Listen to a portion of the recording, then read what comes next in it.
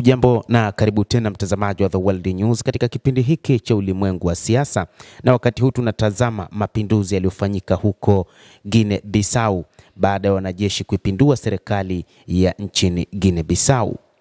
Vyombo vya habari vimeripoti juu ya kupinduliwa kwa serikali na inatajwa kwamba kumefanyika umafia wa hali ya juu katika kumpindua rais wa taifa hilo. Ilikuwa vipi mpaka umafia huu kafanyika? Maafisa kadhaa wa kijeshi nchini Guinea Bissau wametangaza Jumatano jioni kuipindua serikali ya Rais Umaro Sissoco Embalo na kumtia mbaroni wakati matokeo ya uchaguzi wa rais yakisubiriwa kutangazwa mnamo Alhamisi ya leo. Maafisa kadhaa wa kijeshi nchini Guinea Bissau walijitokeza jioni kwenye televisheni ya taifa na kutangaza kuipindua serikali hiyo na kuchukua madaraka na kufunga mipaka yote, kusitisha mchakato wa uchaguzi na kutangaza amri ya kutotoka nje.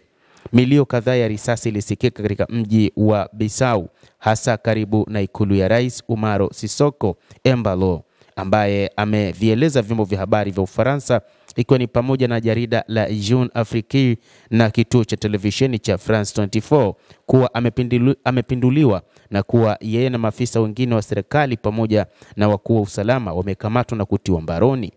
Vyanzo kadhaa vimearifu kuwa mpinzani mkuu wa Rais Sissoco Embalo aliyepinduliwa, Bwana Fernando Diaz, na mgombea aliyeshindwa katika uchaguzi uliopita wa rais mwaka 2019 na waziri mkuu wa zamani Domingos Simoes Pereira, nao pia wametekwa kizuizini.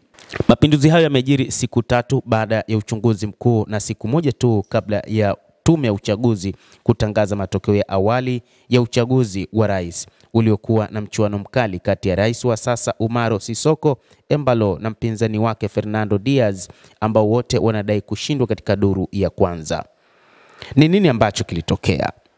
Maafisa wa kijeshi wakiongozwa na kamanda mkuu wa jeshi hilo walibuka katika ikulu, lakini kilichotokea ni kwamba walianza kuwateka wanajeshi wa ulinzi katika ikulu ya Guinea Bissau na wakaingia hadi ikulu na kumteka kiongozi huyo wa serikali, kwa maana Rais Umaro Sissoco pamoja na walinzi wake, na kisha kutangaza kupitia televisheni ya taifa. Hata hivyo haikujulikana ni nani aliongoza mpango huo, na kuna namna ambavyo walikuwa wakihisi labda kutokana na hali ya kisiasa ndio maana jeshi likamua kuiteka serikali. Kikosi kikuu cha kijeshi kinachohusika na kurejesha utulivu wa kitaifa na umma kinaamua kumuondoa mara moja madarakani rais wa jamhuri na kusitisha taasisi zote za Jamhuri ya Guinea Bissau hadi tutakapotolewa amri mpya. Msemaji wa jeshi hilo Denis Nchama alieleza katika taarifa.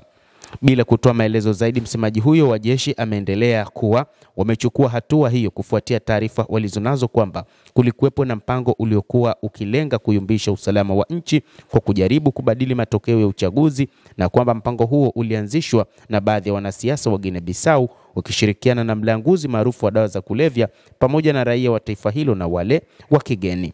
Haikubainika mara moja ikiwa maafisa hao waliofanya mapinduzi wanaungwa mkono na vikosi vyote vya jeshi huko Guinea Bissau au ikiwa wanadhibiti eneo zima la nchi hiyo yenye watu wapatao milioni 2.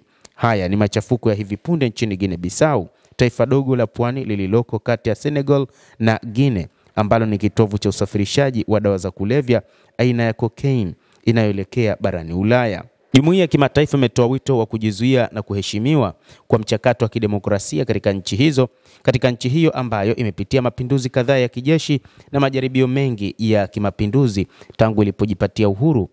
Stephen Dujarric, msemaji wa katibu mkuu wa Umoja wa Mataifa Antonio Guterres, amesema katibu mkuu anafuatilia hali hiyo kwa wasiwasi mkubwa na anawatolea wito wadau nchini Guinea Bissau kujizuia na kuheshimu utawala wa kisheria. Katibu mkuu ataendelea kufuatilia kwa karibu hali nchini humo kadri inavyoendelea, alisema Dujarric. Katika taarifa yake ya pamoja, Jumuiya ya Kiuchumi ya Nchi za Afrika Magharibi ECOWAS na Umoja wa Afrika wameelezea pia wasiwasi wao kwa hali inayoendelea nchini humo pamoja na taarifa za kukamatwa kwa maafisa wa tume ya uchaguzi. Kwa upande mwingine, nchi ya Ureno, mkoloni wa zamani wa Guinea Bissau, imetoa wito wa kurejesha shughuli zote za taasisi za kiserikali na kuendelea na zoezi la kuhesabu kura baada ya kutangazwa matokeo ya uchaguzi, ikisema kuwa wale wote wanaohusika katika machafuko hayo wanapaswa kujiepusha na vitendo vyovyote vya vurugu za kitaasisi au za kiraia. Inadaiwa kwamba moja kati ya nchi ambazo zimetengeneza mvurugano ndani ya taifa la Guinea Bissau ni pamoja na mkoloni huyo Ureno, mkoloni wa zamani wa nchi hiyo, kwamba mamlaka iliyopo madarakani ilikuwa ikiendeshwa na taifa hilo na kwamba miongoni mwa mataifa yaliyokuwa kinemeka na taifa hilo ni pamoja na Ureno. Historia ya Guinea Bissau inajumuisha matukio ya mapinduzi yasiyopungua 9 na majaribio kadhaa ya mapinduzi tangu ilipopata uhuru kutoka kwa Ureno. Embalo alichukua madaraka mwaka 2020. Alikuwa akijaribu kuwa rais wa kwanza katika kipindi cha miongo mitatu kushinda muhula wa pili akiwa madarakani. Embalo amekuwa akisema kuwa amenusurika majaribio matatu ya mapinduzi wakati wa utawala wake, jambo linalopingwa vikali na wakosoaji wake wanaomtuhumu kuwa alikuwa akizusha migogoro ili kupata kisingizio cha kuwakandamiza wapinzani wake. Endelea kutufuatilia mtazamaji, na nikusihi tu usisahau kulike, usisahau kucomment na kusubscribe channel yetu hii ili upate habari hizi kwa mapana kupitia The World News. Jina langu ni Adam Hussein. Endelea kuwa nasi wakati wote.